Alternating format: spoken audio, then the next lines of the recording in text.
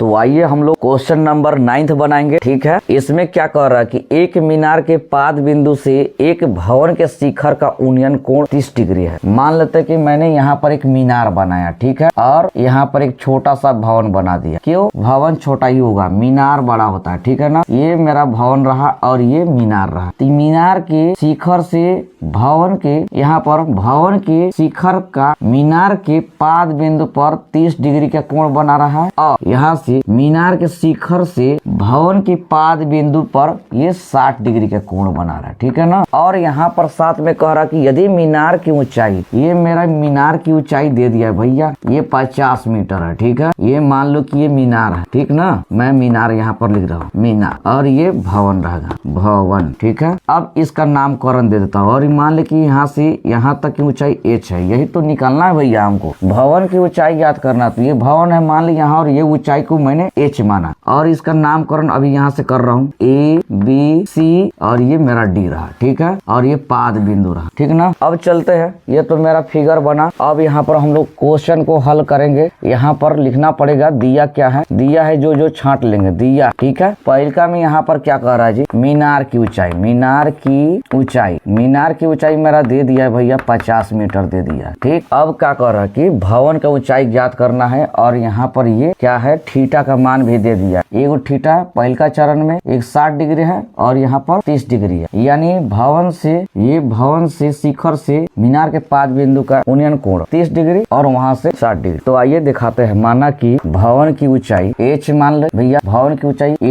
AD बराबर मान लो कि h मीटर है, ठीक है। अब यहाँ देखो, ये लंब दिया है, ये आधार दिया है, यहाँ पर भी लंब है, और इसके लिए आधार ये है। तो लंब और आधार हम 10 का सूत्र में ही पाएंगे, तो 10 का सूत्र लगाएंगे, 10 का सूत्र लगाएंगे, ठीक है ना। तो सबसे पहले हम छोटा वाला उठाते हैं, यानी भवन वाला, यहाँ पर यानी समकोण त्रिभुज में, समकोण त्रिभुज DAB, ठीक है। क्या देख रहे हैं यहाँ पर कि 10 30 डिग्री इक्वल टू क्या होगा, तो लंब यहाँ पर है, आधार यहाँ पर, तो लंब AD बटा आधार आपका AB दिया, ठीक है। अब AD का मान h दिया है, आधार का मान कुछ नहीं दिया, तो हम नाम ही रख देंगे। 10 30 का मान होता है 1/√3 और h बटा यहाँ पर AB। तो यहाँ पर हम लोग कैसे लिख सकते हैं, यहाँ पे एक स्टेप बनाएंगे कि AB बराबर क्या हो जाएगा 3√3h, समीकरण फर्स्ट मानेंगे, ठीक है, फर्स्ट मान लिया। अब फिर पुनः या फिर ऐसे कर सकते हैं हम लोग, ये बड़ा वाला त्रिभुज में यहाँ से उठाएंगे, समकोण त्रिभुज CBA में क्या देख रहे हैं, यहाँ पर भी क्या होगा, सेम कंडीशन होगा, फर्क है कि थीटा का मान चेंज रहेंगे। 10 60 डिग्री इक्वल टू क्या होगा, तो बड़ा सा लंब है, यानी मीनार की ऊंचाई है यहाँ पर, तो मीनार की ऊंचाई को यहाँ पर BC बटा आधार क्या है AB है, ठीक है। AB का मान अभी रखेंगे, ठीक है। 10 60 का मान कितना होता है, √3 होता है भैया, ये 50 रहेंगे, और AB का मान हम इतना रखेंगे √3h। क्यों? समीकरण फर्स्ट से, समीकरण फर्स्ट से लिखना पड़ेगा, ठीक है ना। अब यहाँ पर क्या होगा जी, √3 और √3 को मल्टीप्लाई करेंगे क्रॉस मल्टीप्लीकेशन से, तो यहाँ पर 3h रहेंगे, और इसके जगह में 50 रहेंगे भैया। h तुम यहीं पर रहो, काहे की गुना है, ठीक है, और ये यहाँ पर गुना है, तो बराबर की साइड में जाता है तो भाग होता है, यानी 50 बटा मेरा 3 आया। अब इसको हम लोग पूर्णांक में करें, क्योंकि कटने वाला चीज नहीं है, तो पूर्णांक में करेंगे 16×48, यहाँ पर 3 16×48, 48 2 50, यानी इतना मीटर। अब सीधा डायरेक्ट हम लिखेंगे, अतः भवन की ऊंचाई h माने थे, h बराबर कितना आया 16.2/3, ये मेरा मीटर में, और इस तरह से ये हल हो गया मेरा 9th नंबर क्वेश्चन का। अब हम लोग नंबर 10वां,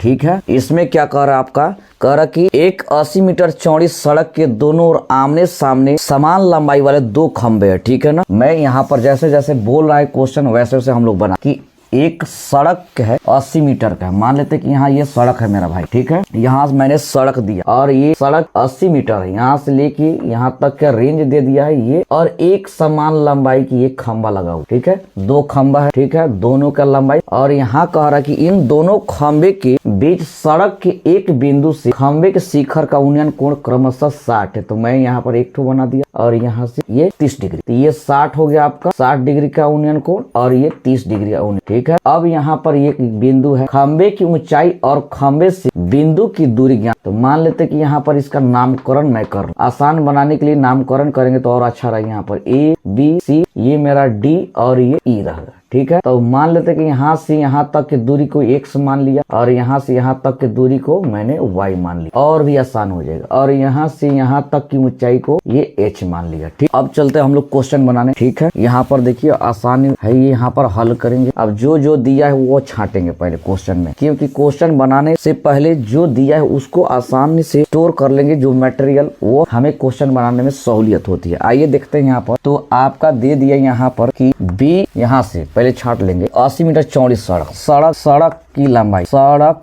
की लंबाई आपका दिया है 80 मीटर, ठीक है। जो यहाँ पर इसका नाम है, इस तरह से भी लिख सकते हैं BD। और ये BD कैसे बनेगा, यहाँ पर देखो B और C प्लस CD ये मिलकर बनेगा। और यहाँ पर ये हमने अपने काम को सुविधा बनाने के लिए, ठीक है ना। अब देखिए यहाँ पर माना की करेंगे हम लोग, क्या करेंगे, माना की क्या, खंभे की ऊंचाई, खंभे की ऊंचाई को हमने मान लिया और ये किसके बराबर होगा जी, ध्यान से देखना। AB ये खंभा है और ये सेम ED के भी बराबर है, ठीक है। तो ये मेरा H हो गया। अब आइए देखते हैं हम क्वेश्चन बनाएंगे। मान लेते हैं कि ये वाला त्रिभुज में ये BC में क्या देख रहे हैं कि यहाँ पर लंब दिया है, आधार दिया है। तो tan का सूत्र बैठाएंगे ना, tan 60 डिग्री लंब बटा आधार, लंब मेरा AB और आधार कितना दिया है BC। अब AB का मान हमने माना है A और BC का मान माना है मैंने X, ठीक है।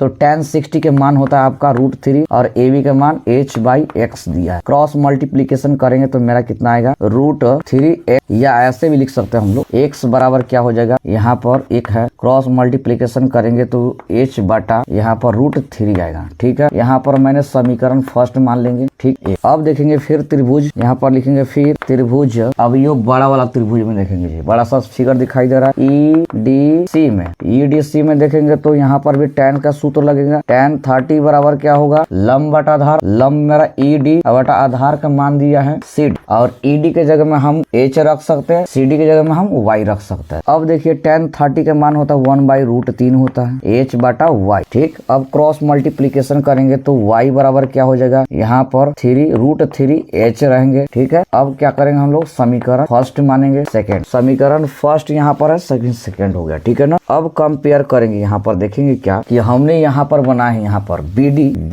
BD मिलकर क्या क्या बनता है, यहाँ पर 80, BD बराबर 80 होता है। तो यहाँ पर देखिए ये x प्लस y ही मिलकर 80 डिग्री बनेगा, जो कि x का मान हमने निकाला कितना है, a बटा √3। अब यहाँ पर हम लोग भिन्न का जोड़ बनाएंगे तो यहाँ पर कितना होगा, यहाँ पर 4√h बटा √3 प्लस y का मान कितना है समीकरण सेकंड में, √3h/1। अब यहाँ पर 80 होगा। आइए थोड़ा इधर भी देख लेते हैं हम लोग, ठीक है ना। यहाँ पर देखेंगे कि क्या है आपका ये वाला, अब भिन्न का जोड़ बन रहा है तो यहाँ पर क्या होगा, ये h ही रहेंगे प्लस यहाँ पर 3h बटा √3 बराबर 80, ठीक। अब क्रॉस मल्टीप्लीकेशन करेंगे, ये मेरा 4h हो जाएगा और ये 80 √3 रहेंगे, ये काटेंगे भैया, h बराबर कितना आ जाएगा, ठीक है, 20√3 आ गया मेरा, ठीक है ना। यहाँ पर अब देखिए एच का तो मान निकल गया। अब देखिए हम क्या करेंगे, हम लोग यहाँ पर ये एच का मान निकल गया। अब समीकरण फर्स्ट में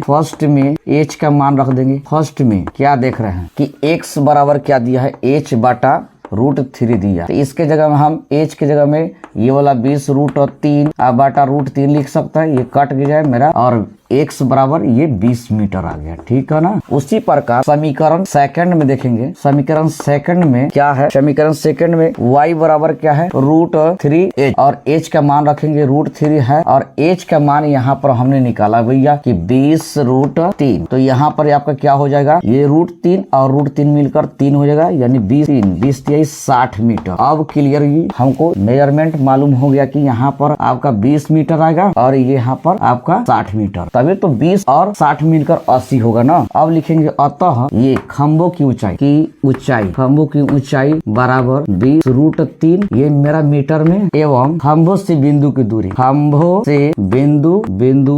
दूरी क्रमशः 20 मीटर एवं 60 मीटर। इस तरह से मेरा ये क्वेश्चन मेरा ये 10वीं नंबर का हल हो गया, ठीक है। अब हम लोग अगली क्वेश्चन बनाएंगे 11वीं नंबर, ठीक।